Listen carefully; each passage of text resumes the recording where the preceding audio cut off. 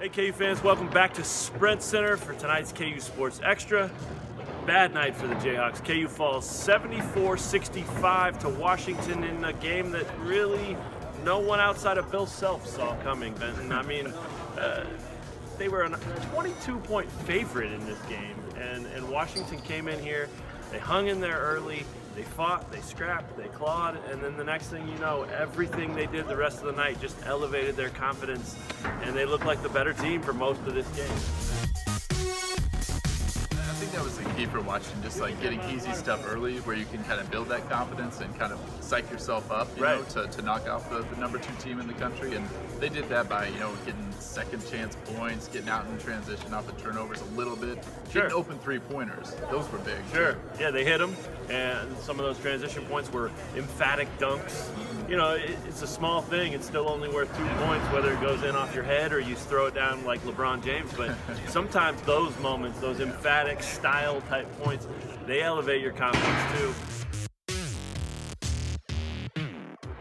The game plan was terrific, though. You have to give it up to Washington. They decided to leave LeGerald Vick in the paint on both ends and let him do whatever he wanted on 2-point shots.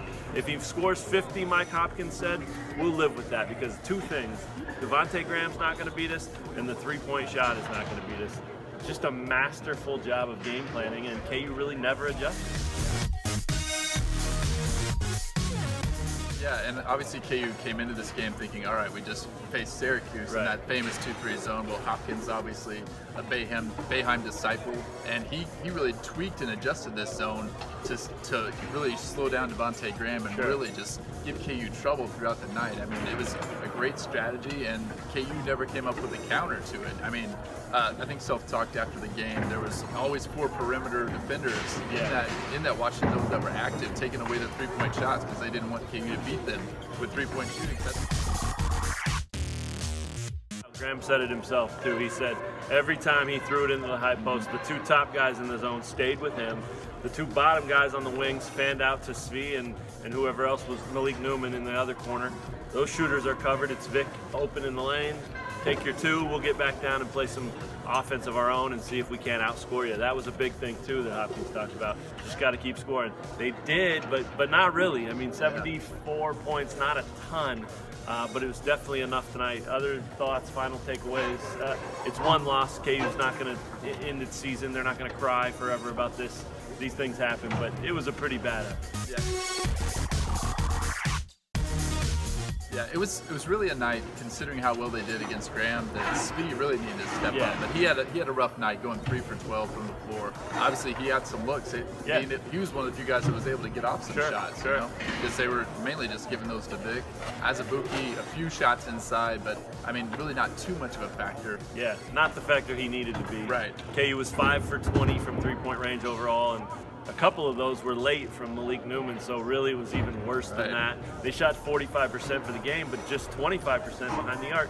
The 45% is a little misleading, though, because so much of that was LeGerald Vick at point-blank range. So a really nice effort by Washington, a really subpar effort by Kansas, and now they get to play a ranked team at Allen Fieldhouse on Sunday. That game all of a sudden got a lot more interesting. You figure KU will respond with a lot of energy, a lot of anger, a chip on their shoulder, and if they don't, they could be in trouble in a second game. I'm guessing Devontae Graham doesn't go 1 for 8 with 3 points against Arizona State. 2 things. Number 1, he'll probably score more. Number 2, I guarantee he'll take more than 8 shots.